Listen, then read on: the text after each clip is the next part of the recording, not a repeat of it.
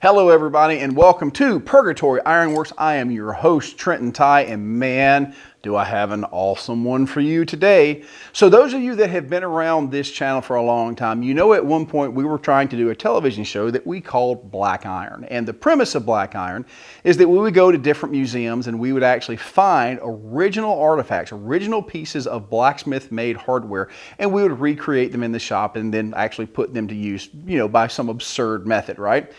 So today we're going to draw from a little bit of that Black Iron philosophy, and I have something super cool. Now check this out. So during my time in the film industry, I got the chance to acquire a lot of the pieces that they had used in historical films, and this is one of them.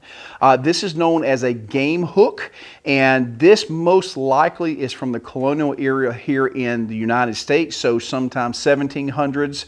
Early 1800s, and this pretty cool thing right here is designed so let's say that you are at the market, or you've killed a bunch of chickens and you want to hang them up for sale, or just hang them up until you can do something with them instead of them being in a pile.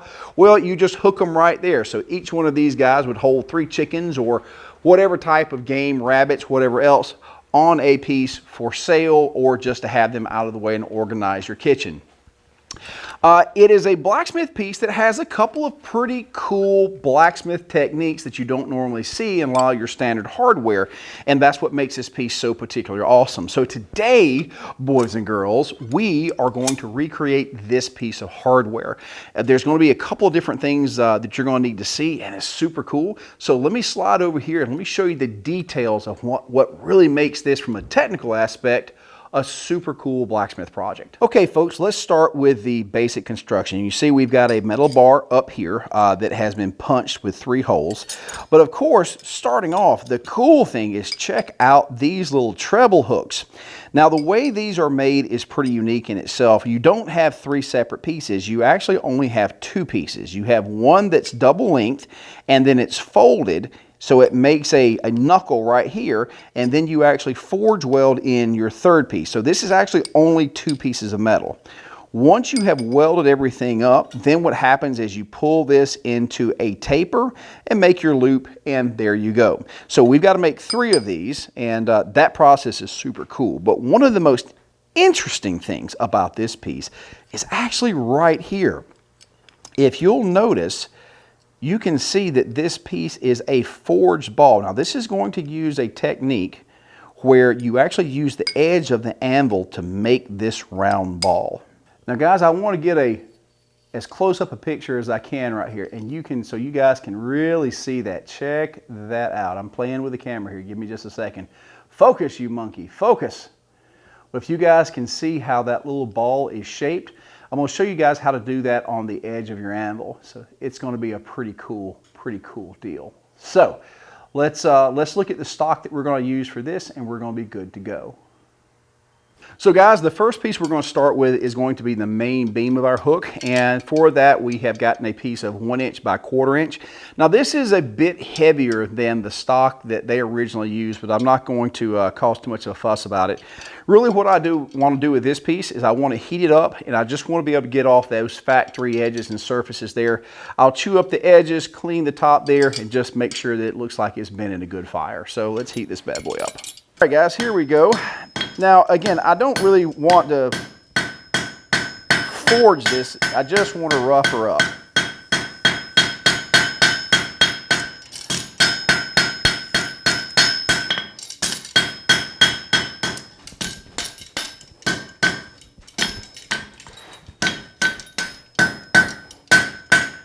Take those ears off, give it a little bit of a bevel, just making her look nice. Now, the real trick though here is I need to punch a hole there, and this is going to be a little aggravating, more so than usual, because normally the hole fast that we use here is in the Pritchell hole, and the Pritchell hole is what we need to punch over. So I'm going to have to take it out of the tongs, and we're going to have to kind of juggle it just a tad bit to make this work.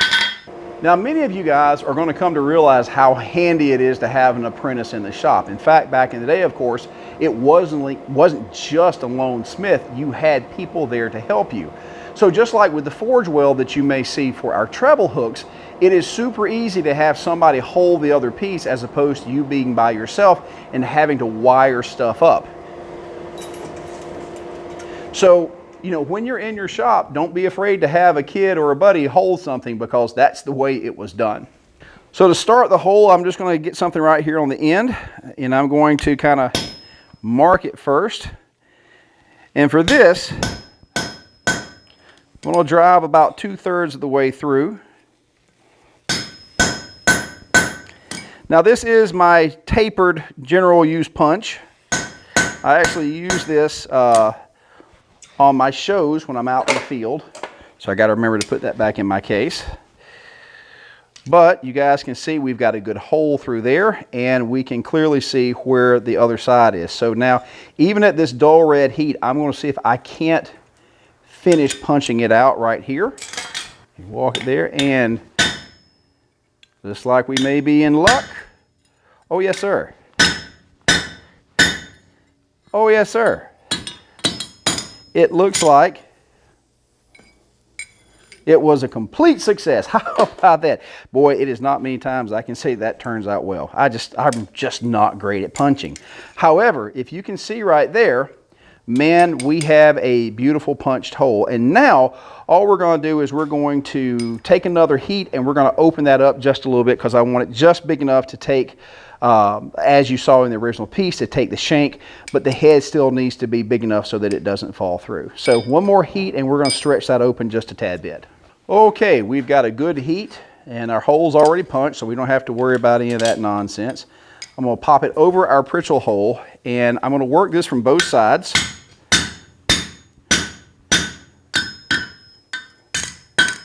Making sure to keep my punch cool. And I'll tell you what, buddy, I had a great desire to pick that bar up with my bare hand, and it would not been good for filming had I done that, because you guys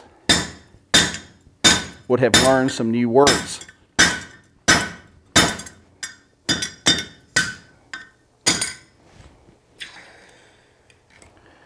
And let's take a look.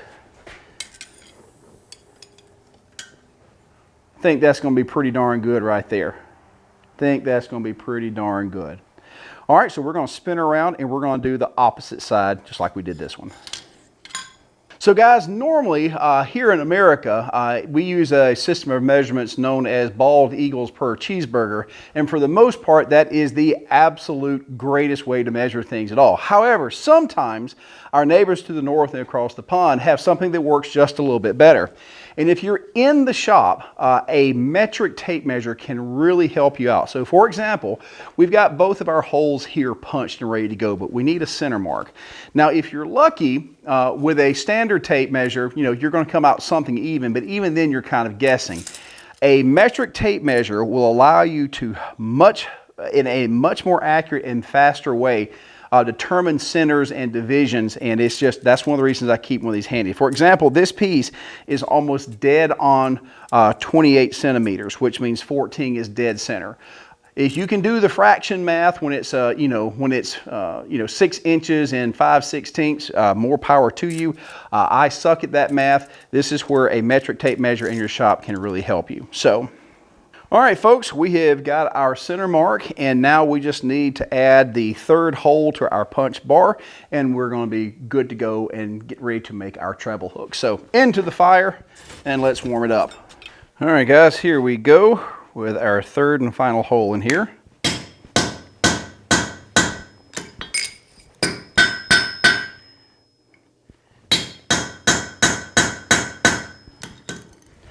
Now, if you ever run into the problem, if you just keep poking it into something and it bends, it's all right.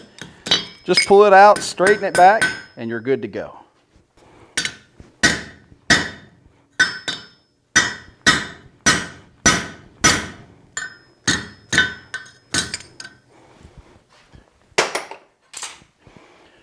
And I think we're doing pretty good. Yep, it went through. Awesome. Let's stretch her out just a bit, and we are ready to move on to our next segment. And folks, there we are. We've got our 3 holes punched. She's looking good. And now we can move on to the next portion of this, which is going to be making the treble hooks for this guy. So let's cool this off, and let's get into our treble hook. All right, guys, so to do our treble hook, I had to make some arbitrary guesses. Now, we've got the example of the original piece, but because it's forged and tapered, you really don't know the stock size that they started with. So I'm kind of taking a scientific wild guess, right? So we're starting with some 3/8 round stock that is, yeah, that's about 6 inches. And we're going to use that to be able to start one side of our hook. Now what will happen is we actually need to forge out 2 of these so we can take the second one and cut it in half so that we just have a spike, which I've already done here. So that way we will actually have the single unit side and the folded side to put together to make our single treble hook. So we're going to get to forging this out, bending it, and preparing it for the weld. So guys, on this, it's just going to be a simple tapering.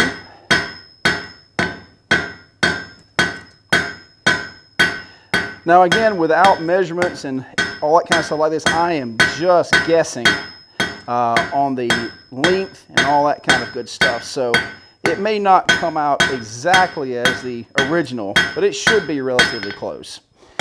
So we pull the taper, we got it nice and square. Now I'm going to knock those square edges off.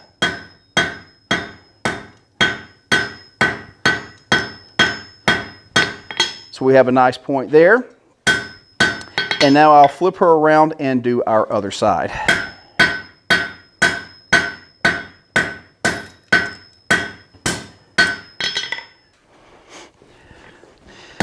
Now, as they say, second verse, same thing as the first.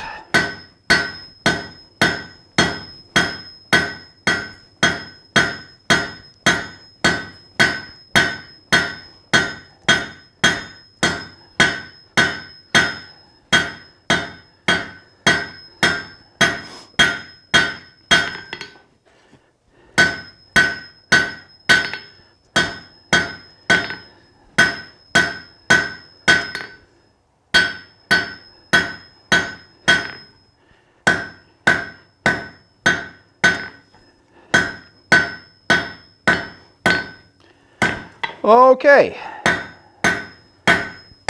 that's looking pretty good. So now what we'll do is we're going to come in. I'm going to kind of guesstimate exactly where to bend this. We'll take a heat and fold it over, and that will prep that one side of the hook for our forge weld. All right, guys, when you're doing this work, it's almost always better to do one of these bends in the anvil. You can do it over the anvil, but did I say anvil? Did I say that twice? Okay. It's almost always better to do this on a post vise as opposed to the anvil to get it started. You can do it the other way, but man, you're going to look like a monkey trying to hump a football. Now, that looks pretty good right there. I'm going to take one more heat, and then I'll close up those legs, and then we'll be ready to add our third piece. We'll lay it in there, and then we're going to talk about how we're going to prep this for forge welding. Now my bend was good enough that you can see we're pretty close to what I want here. So I'm just going to make sure and tighten that up. And that's all that I really need to be able to prep our other piece. Because what's going to happen now is we'll take our other portion here. This will go into here. And now let's talk about how we're going to prep this and how we're going to make that stick.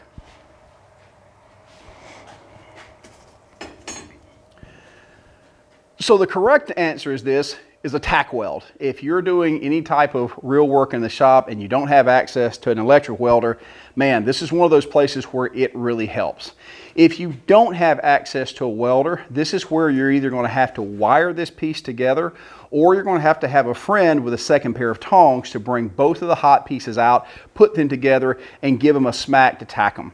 So this is one of those situations where modern solutions make everything so much easier. Wiring these things together will work. You can go down to Lowe's and buy what they call just ductile iron wire. You can put the two pieces together. And I think that's what we're going to do just to show off how this is done. I don't want to spend too much time on it because I don't want to take away from the rest of the video. But we're going to wire this bad boy up. We'll flux it, and then we're going to forge weld it. So guys, what you can see now is I have actually wrapped this bad boy up with a little bit of wire. Now, here's the thing. This is not tight. This is just designed to keep these things reasonably close together so that I can get a light tack weld and then do the fusion.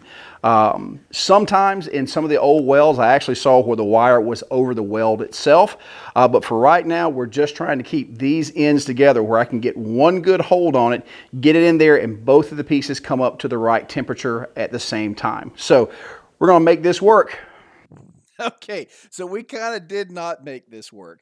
So here's the thing, guys. The reason you're getting this great voiceover is because we were using our third camera to film this, which is basically my cell phone. We've got the two Canons, but Miss K has spent like the last part of 3 hours trying to unscrew this particular portion of the video. The audio was bad, the framing was bad, everything was bad. So in order to correct this, you're now getting this fantastic voiceover as we deal with a few technical problems. When I asked her what the video showed, she says it was about the sprinkles. So you are, in fact, seeing us sprinkling the borax on the steel to actually make the forge weld. So, but this close-up brought to you by my phone. Hopefully we're not going to have this particular issue again. But I thought I'd come in here and save Miss K from another 2 hours of frustration in video editing. So on with your previously programmed material. So guys, if you'll notice, we are not anywhere near welding heat, but what I'm doing is I'm just kind of setting this in place. Now that's not going to make it stick, but it's going to give you a good platform to heat up and make that weld stick. So I'll go back in, I'll reflux it, and next time I come out, we'll be ready to make the first forge weld. All right guys, we've got a light welding heat.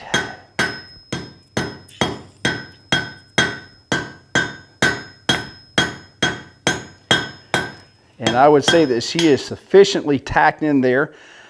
I'm going to scrub her here. I'm going to reflux. And now we can actually pull that wire off if we want to. It's not in the way, so I just want to. But now she's stuck. The wire always bothers me because, of course, it will start sparking. And, of course, that gives me anxiety every time I see sparks coming out of my fire.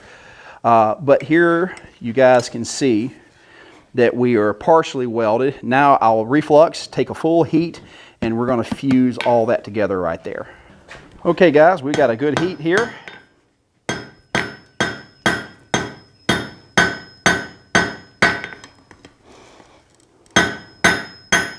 And it looks like we've got a pretty good weld. So now let's start drawing it out. Now one thing I will do as I'm working this is when I come back from my next heat, especially when I'm down low here, I will bring that up to welding heat just to make sure that as I'm working it, I don't get anything that splits off. But right there, we've got a good weld. She's nice and sealed, and I'll continue to draw this out to make the top portion of our hook. Now, doing forge welding consistently is going to be one of those skills that you need to acquire to do this type of hardware. If you're a knife maker, the forge welds that you do making a billet, they're pretty easy. Things like this, not so much. But you can pretty much consider yourself a capable smith when you can consistently forge weld metal items together, especially pieces that aren't so particularly uniform or round.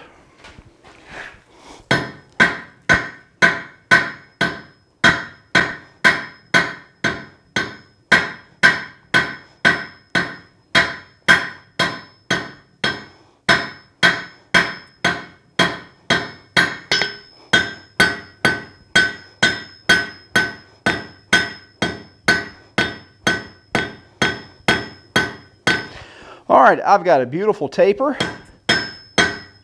Now I'm going to knock those square sides off of it. And now we're going to flip this around, and now we're going to position the actual hooks of our treble hook. So flip her around, and let's go to work. Now on the original piece, the hooks are in fact different lengths. And this was such a utility product, I doubt that they took a tremendous amount of time to be able to make everything super perfect. This was meant to be used, and use it they did. So even mine, I can see, are all different size lengths. Now I could nip them off with the chisel, but that would kind of be just a waste of time at this point. They all started with the same stock size, So that kind of acts as a limiter of how far out of skew it can get. So I'm good with this. Plus, do you see this? There's heat and gnats out of here. I'm ready for some AC. Coming over to the horn of the anvil, what I'm going to do is I'm going to selectively start bending these guys out of the way. Now you can, of course, go to the vise, but we're just going to do this the hard-headed way. Because you know heat and gnats.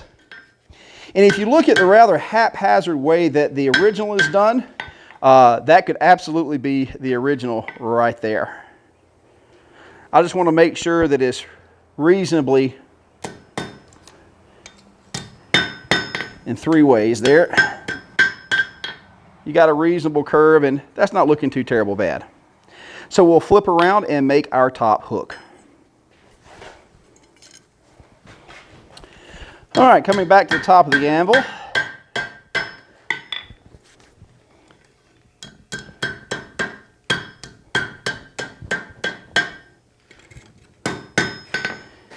guys can see where our hook is going here.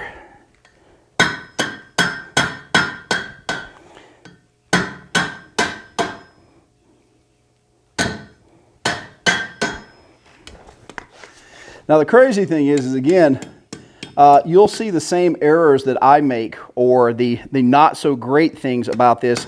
You'll see those same errors in the original piece as well. So it's good to know that 200 years ago, somebody was hot fighting gnats and had the same issues that I did. So guys, I took the liberty of fast forwarding a little bit, and so here's the one that we just forged, and I went ahead and took the liberty of forging our other 3. So now we have all of our hooks. So now we just have to make the actual hangers for these, which are 3 separate pieces. 2 of them have the little ball on top, and 1 is the main hanger itself. So let's get into those and let's get this thing built. All right, guys. So the next thing we've got to forward. So you can see that we've already made our 3 little treble hooks, and now we've got to make our hanger for our treble hook, and that means we've got to make this very unique little piece up top. Now, this particular style was used to make the ends of forks and handles and things like that. It's a pretty cool technique. It's also used to kind of do bolt head, anything that requires a finial on the end of a rod. This technique can be used to do. So the first thing we're going to have to do is we're going to have to take our 3/8 inch rod, and we're going to take a spring swage.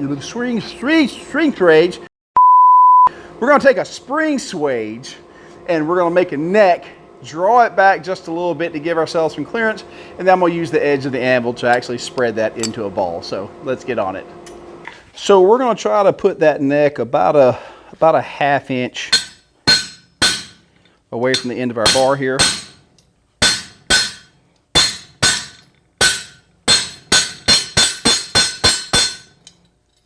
It's looking pretty good. Now, one thing you want to be mindful of, again, because that piece is so thin right there, be careful. It is so easy when you're doing this work to break that piece off, especially if you're working at lower heat. So just be mindful. You need to be a little careful when you're doing this, because you will crack that piece right off. But I'm going to put a taper here, so it gives me a little bit of clearance, because what we're going to do is we're going to come to this edge like this to work this piece, or excuse me, like this. And if you don't have that taper in there, it's very difficult to get it as close to 90 degrees as you can. So that's the reason we do the taper. Let's take another heat and let's start working that piece. Now, this technique that you're going to see is used in a lot of cool high-end handles. I first encountered this technique when we were making finials on the end of fireplace pokers, except like really old style ones. And what they would do is, instead of just starting with one piece like this, a lot of times they would actually put a collar around a rod, and then take that collar, fuse it in, and then use a technique like this to make it into a nice ball. So this technique can be very handy, especially for some advanced forgings and making stuff look super extra cool. So it's something to practice. Now, it being this small, well, this is a bit of a different monkey. Normally, you're making pieces that are a lot bigger than this, so you're going to take a little bit more technique to do something on this scale, because it's real easy to mess it up because it's so tiny.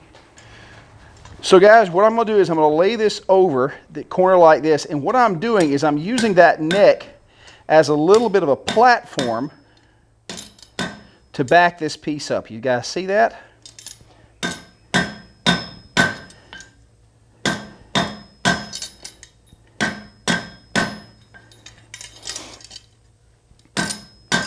Now you can see how easily this thing bends. So this is where you've got to be kind of extra careful, because if you keep bending that thing, especially as it cools, man, it will crack right on off of there. So make sure you keep your heat and keep your hammering light to start with until you get a good table, because what's happening is as you're hammering, you can see it's actually forming that shoulder, and that's what's catching, allowing us to constrict this piece.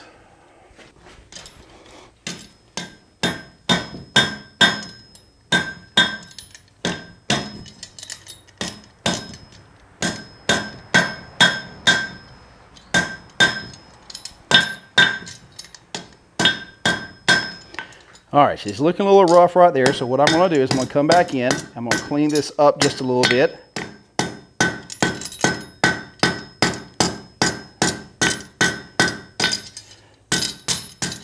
But you guys can see clearly how the ball is being formed on the end. Now for larger pieces, of course, you can use dies. This is simply the freehand way of doing it. Another good heat.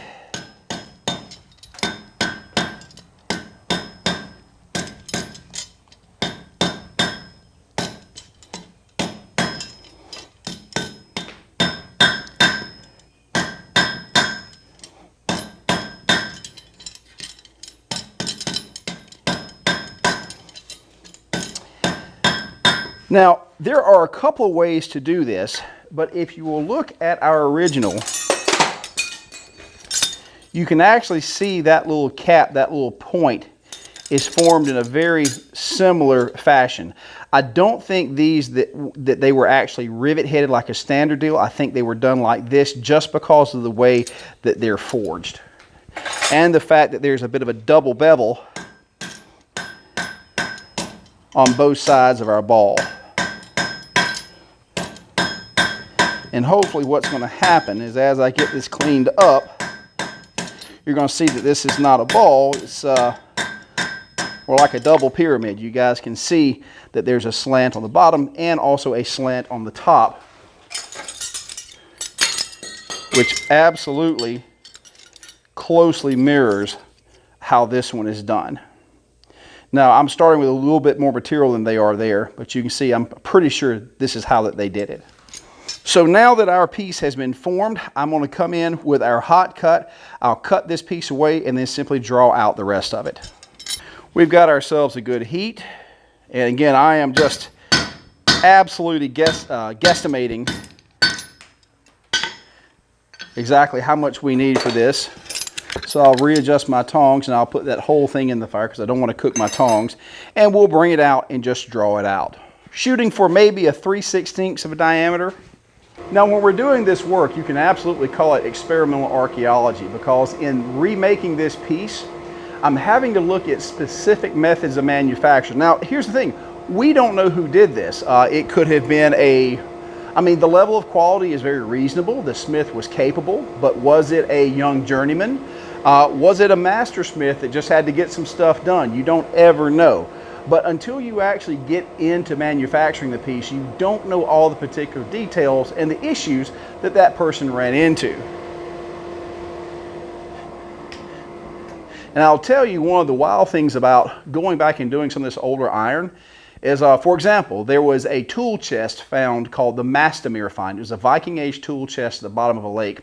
And I got to see some of the tongs. And these tongs that were made by this Viking blacksmith were terrible. Like, I have nightmares about waking up thinking that somebody found like the crappiest pair of tongs that I ever made, and they picked up. It's like, oh, this is so nice, the skill of this smith. And meanwhile, my ghost is cringing in a corner going, oh my God, that's the pair that they had to find.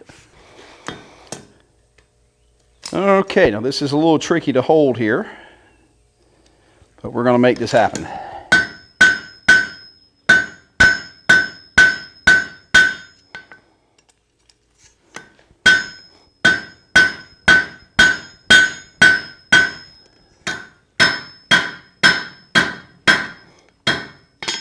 All right. Now, again, because I have to hold this in such a weird angle, I'm going to take my time. I'm not going to murder it. I'm just going to make sure and take good heats and continue to work it out.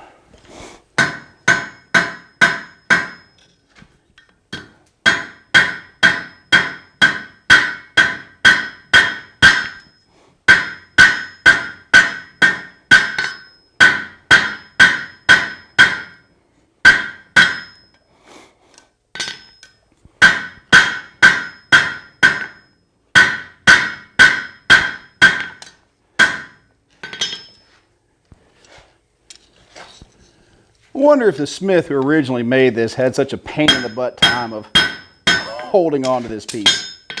Because boy, it is a pain in my hind end right now. All right, here we are at it again.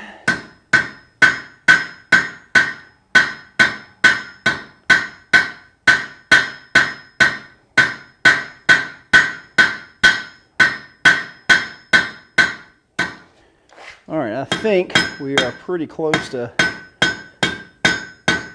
having this where we need it to be.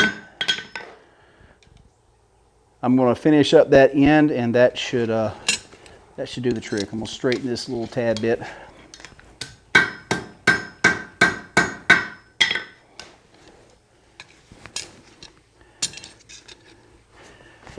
And one more heat to clean it up, and we should be ready to go. All right, guys, here we go. Length is about where I want it. I'm just going to square it up, make sure we got a good tip. And now I'm going to knock our corners off of it, make it nice and round.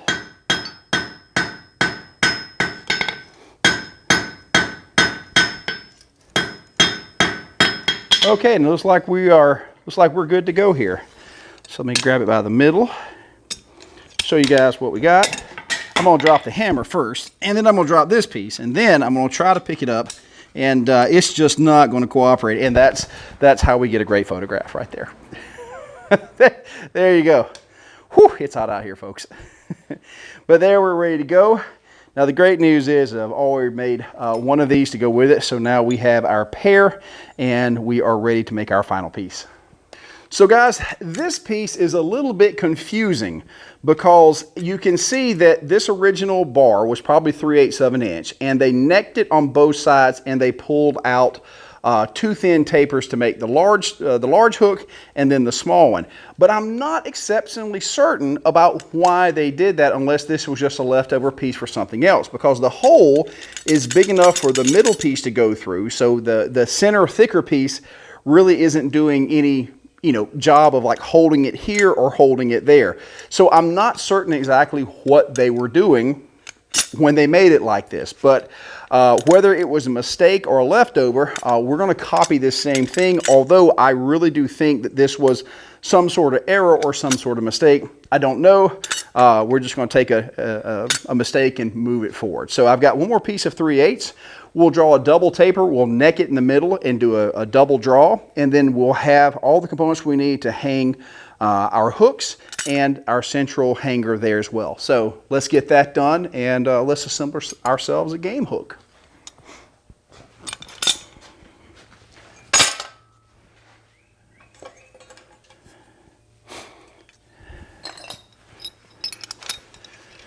All right, so this will take a second to heat up.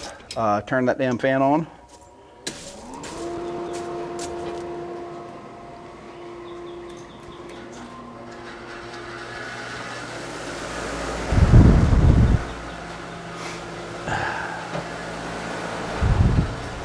Woo!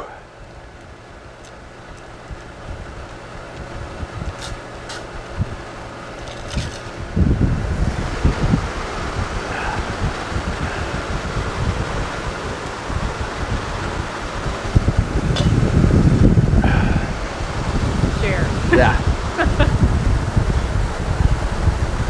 Okay.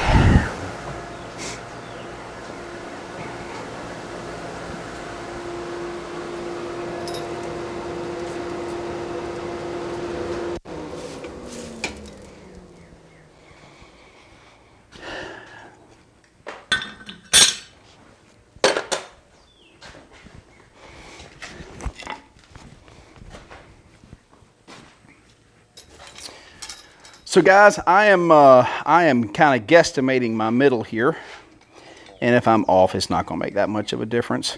So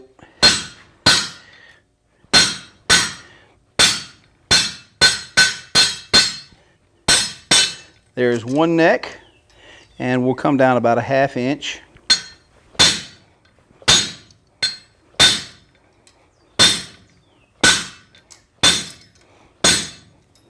Ooh, I think I pooched that one.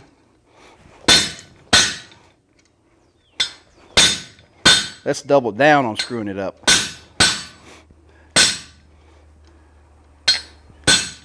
Oh, yes, sir. I chewed that one up, but it's good enough for government work. So I'll come in and take a heat, pull this side out, and then I'll do a little bit of fixing on this one. Actually, I'm going to do a little bit more fixing now. I'm just going to move that neck up a bit. Oh, I think I made it worse.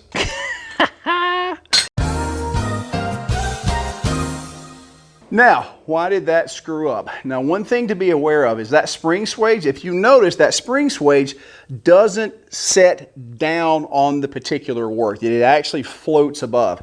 And that's usually a problem. If you're going to have a spring swage, you always want there to be a little tension on your piece because that kind of holds it. If it's sitting high, then what happens is as you hammer it, it has a tendency to change position. It's not as accurate as if it's touching the piece. So I use that spring swage. It's actually set for a very particular height for a different size stock. So I'm kind of using it where it doesn't belong, and you can see the error that it can create. So just FYI, not to say I didn't screw up, but just it makes it a lot harder if your swage isn't touching your material. All right, here we go, guys. We're going to start over the horn of our anvil.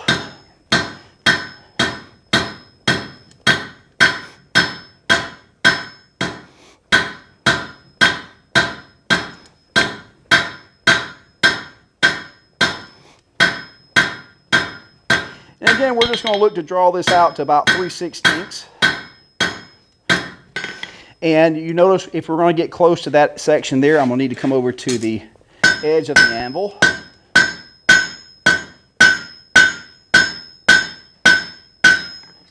That works out just fine.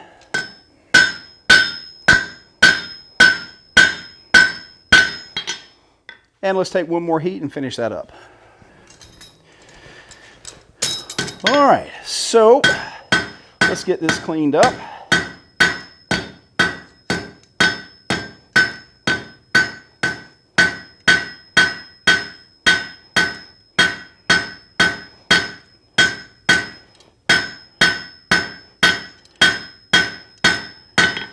Looking pretty good. And let's take our sharp corners off and round this piece.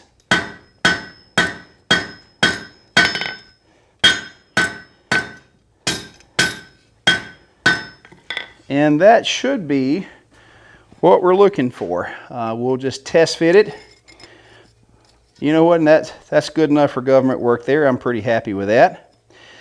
And I wonder if originally that this piece was not designed to do this, so that when it sat up like this, that it was a stop. Doesn't make any sense for it to come all the way down. So maybe what happened is they oversized that hole, and yeah, maybe that was it. Who knows? We're going to come down here. I'm going to cut this one just a little bit short and draw it out, and this will be the piece that actually connects to our treble hook. Got ourselves a good heat.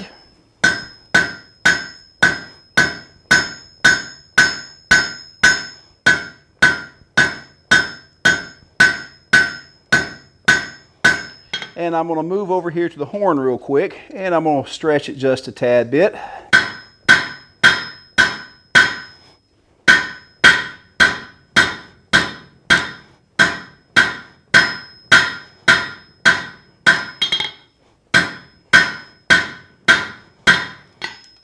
Okay, one more heat should do it.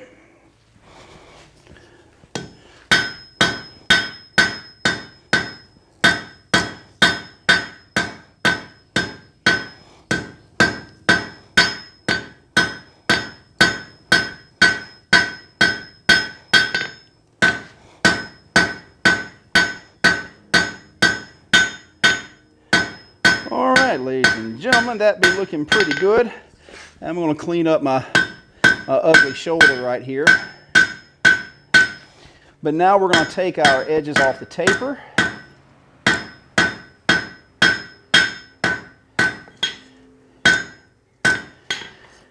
And I think we are ready to go. So the first thing that I am going to do is I'm going to, let's see, which side needs to be done first.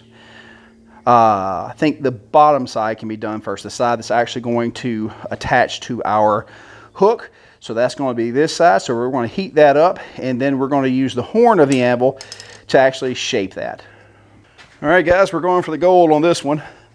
I do not know what I'm doing here, but I'm going to attempt to use my scrolling tongs to do the majority of this work. So I'm going to go rink. You have to make the noises, or otherwise, why bother? Okay, but you guys can see what we've done there, and it's going to fall right off just like that. But you guys can see that hook's a little squirrely, so now we're going to go to the horn of the anvil and clean it up. So guys, this is getting a little cold, but thankfully this is so particularly thin, we should be okay. Now this is probably something that I'll end up coming back with another heat to clean up. But for right now, we're not doing so terrible.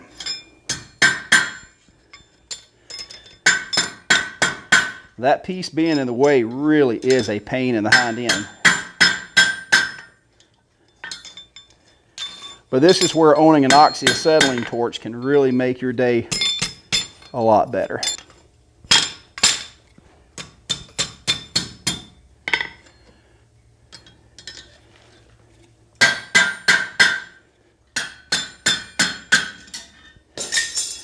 All right, so I'm saying that's pretty good for where we are. Excellent. So now we're going to do the same thing with our side pieces. We're going to have to heat these guys up. They're going to have to go through here, and then they're going to have to be bent into shape. Again, once again, most likely using our scrolling tongs. Now, I don't know how they originally did this, so I'm going to try a method. I'm going to heat this up. I'm going to put the head in the vise so it's secured. This will go on there, and then once the head, try to bend her into a proper position. That's my theory. We're going to try it. Okay, guys, very quickly, moving to the vise, we lock this in. This piece is going to come in over the top here. We're going to bend her to the side, and we're going to start our roll. Now clearly, the ones that I forged here are much larger than the original ones. Oop, he's wanting to bend on me there. Okay. However, that appears to have worked as long as you turn the vise in the right direction. Normally I'm on the other side. Don't give me any crap. But there you go. So there's our first piece, and let's heat our other one and do it as well.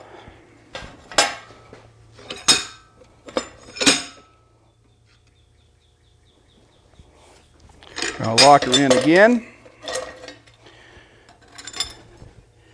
Now originally when I was looking at the piece, I was saying to myself, boy, it looks a little wonky. Nothing's nice and curved. There's no clean lines. Whoever did this just kind of did a suck job. Nope, this one's a tough one, boys and girls. I formally rescind my criticism of the smith that made this originally. This is a pain in the patootie. But she's looking good there. So guys, check that out. We are to a point of functionality, and now all that I need to do is I'll actually go over to our vise and I'll clean these up a little bit.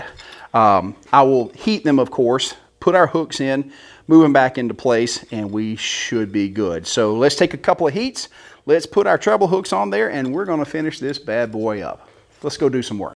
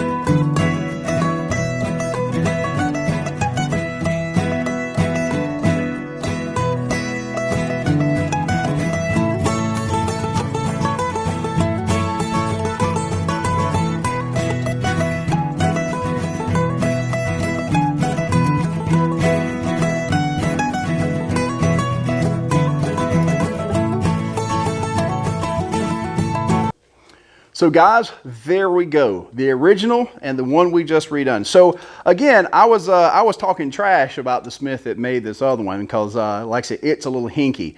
There's a reason for that. Clearly, this particular piece was free-handed, just done over the anvil, no jigs or anything else like that. And you can see a very similar shape and style with the piece that I did because I used no jigs, just free-handed. So both of these are perfectly functional, beautiful, pretty, technically fantastic. Absolutely not. But they will hang up your chickens, rabbits, or whatever else that you need.